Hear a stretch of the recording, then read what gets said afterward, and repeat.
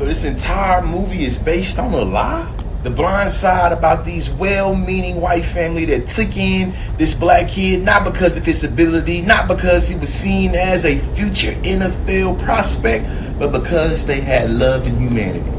Yeah, reports that came out, Michael Orr, former NFL player and subject of the Blind Side movie, alleges his entire adoption was a lie. This comes directly from the ESPN page right here. Retired NFL player Michael Orr, whose supposed adoption out of grinding poverty by a wealthy white family was immortalized in the 2009 movie The Blind Side, petitioned a Tennessee court Monday with allegations with a central element of the story was a lie concocted by the family to enrich themselves at his expense. The 14-page petition filed the Shelby County Probate Court alleges that the Sean and Leah Ann Tui, whatever their name is, who took more into their home and high school student, never adopted him. They bamboozled him.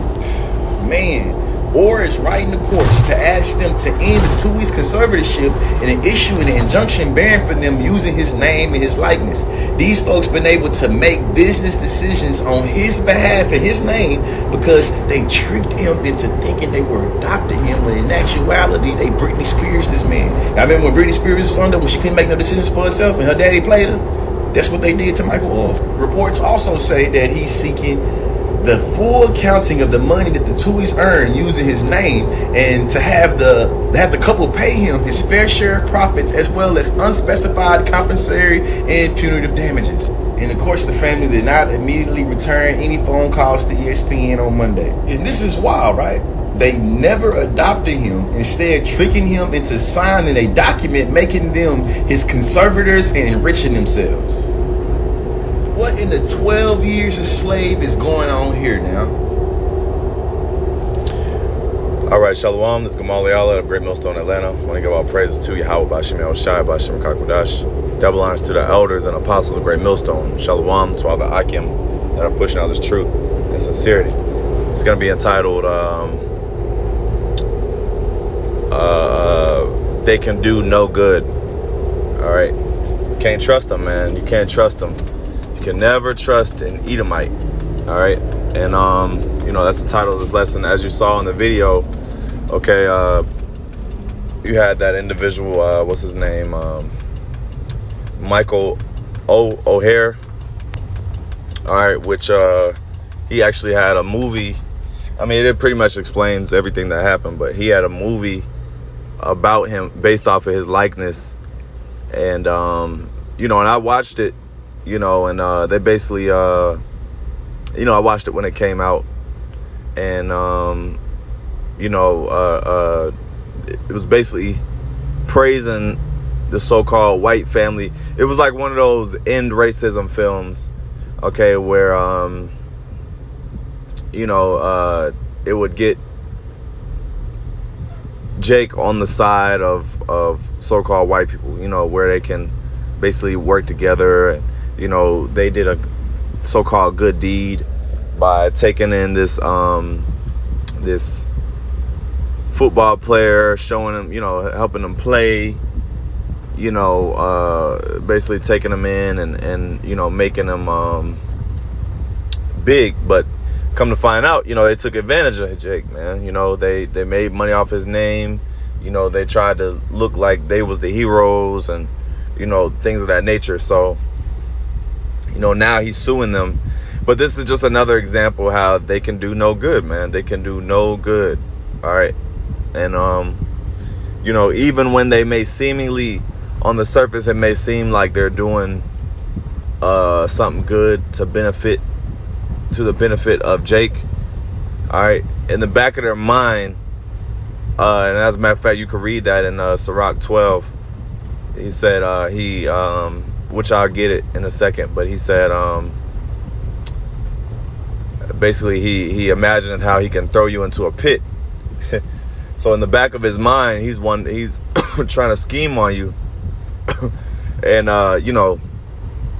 he's trying to scheme on you and, make you, or benefit himself. He's not going to do anything that really helps you without benefiting himself.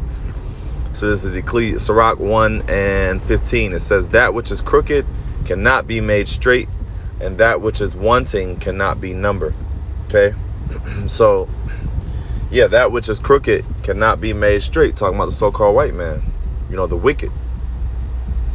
All right, and this is not a thing about skin color.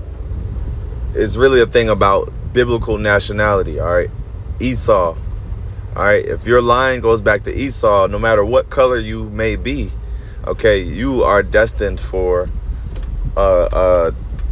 retribution, man. You know, you are destined for destruction and slavery.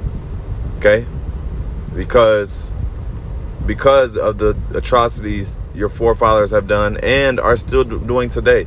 And this is just another example, all right, another tick on the wall of the atrocities and the wrongdoings of the so-called white man. Okay, like I said, you know, they won't do anything except for it benefits themselves. All right, but that which is crooked cannot be made straight.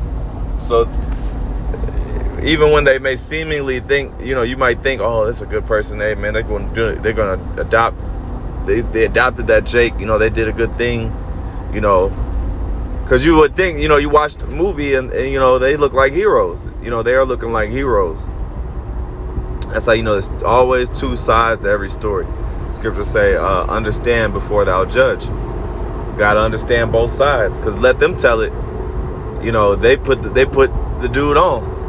Okay, you know, they put him in a position to succeed, and you know, they helped him out tremendously, you know, but the truth be told, you know, they really were the devil. You know, they made money off his name. They extorted him. Okay, or no, not extorted. The word is what is it? Exploited. They exploited him. That's the word. They exploited him. All right. Speed check reported ahead on I-285 North. Sirach 12. Oh, and then also, you know, they had him sign paperwork, basically giving over guardianship, man. All right. And of course, he didn't know what the hell he was signing. You know, he's a Jake. You know, he probably, you know, he ain't never had no lawyer. He ain't got, you know, nothing. So they coerced him into signing that paperwork that basically gave them ownership and guardianship over him, you know, so that they could take advantage. All right. Sirach 12 and let's see, Sirach 12 and well, it's Ecclesiastes. Let me get Sirach. Ecclesiasticus 12.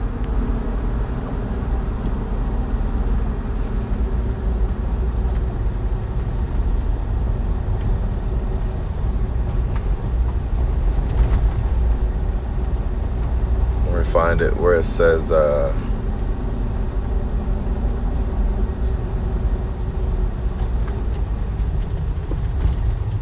Sirach 12 and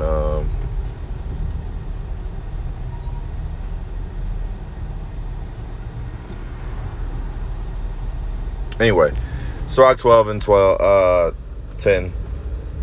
It says, never trust thine enemy, for like as iron rusteth, so is his wickedness. Though he humbleth himself, yet take good heed of him, and beware of him, and thou shalt be unto him as if thou has wiped a looking glass, and thou shalt know that his rust hath not been altogether wiped away. Yeah, so like as iron rusteth, which it sure will rust, so is his wickedness, man. You know, though he humble himself, so he may seem to be humble and he's doing a good deed, and you know, he's doing this for like I said, to help Jake. But under all that, okay, he's taking money, he's making back deals, you know, backstabbing, you know, things of that nature. And it says never trust thine enemy. That's why you can't trust this devil, man. You know, and a perfect example of how many times the so-called white man has broken promises is, of course, we always bring out the Gadites, okay, the so-called Native American Indians, all right, whom the so-called white man had broken innumerable amount of treaties, okay? And they were thinking one thing. There was a Manhattan, the city of Manhattan, which the Gadites were how do I say, tricked into selling, because they didn't even know that. And I feel like this is probably the case with a lot of instances, but they basically didn't even know individuals could own land. So here it is, Esau coming along, he has deeds and paperwork to say this is my land, but Gad didn't get down like that, man. They're thinking like, they were thinking like it was a joke, like, because they're like, well, you can't own land. But here it is, the so-called white man, with his tactics and his thievery, okay, his deception. All right, he took that land, okay. And that's how he gets down, man. That's exactly how he gets down. He doesn't do things fair and square. Like, for instance, with Jacob and Esau and the pottage, you have the story of the pottage with that Jacob had made, and Esau came in faint, came in tired, and he wanted some of Jacob's pottage, and Jacob said, "Sell me your birthright."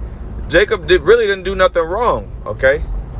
Because that was off of Esau's own stupidity and his lack of care, because it said he didn't, when you read Hebrews 12:16, it said he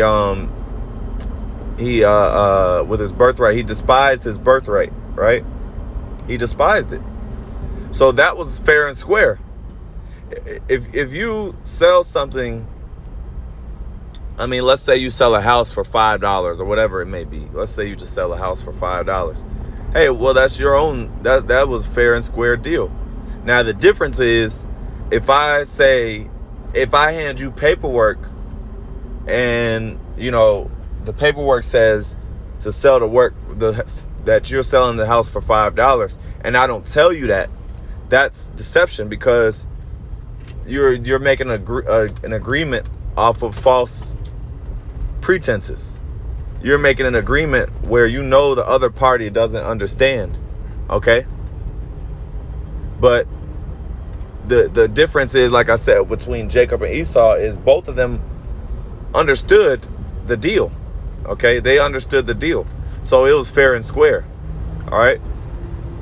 So because, Esau would try to say, oh, well, yeah, Jacob did, he did a bad deed, or, that was a bad thing of him to trick, because his name, the word Jacob means to supplant.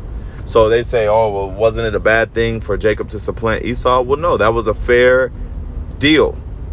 If Esau made that deal, that's on him. That was a fair deal. Jacob didn't. They were both well aware of the terms. Okay, they were both aware of the terms. All right.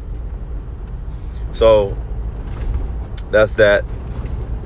I was looking for that part where it's, here it is, verse 16. An enemy speaketh sweetly with his lips, but in his heart he imagineth how to throw thee into a pit.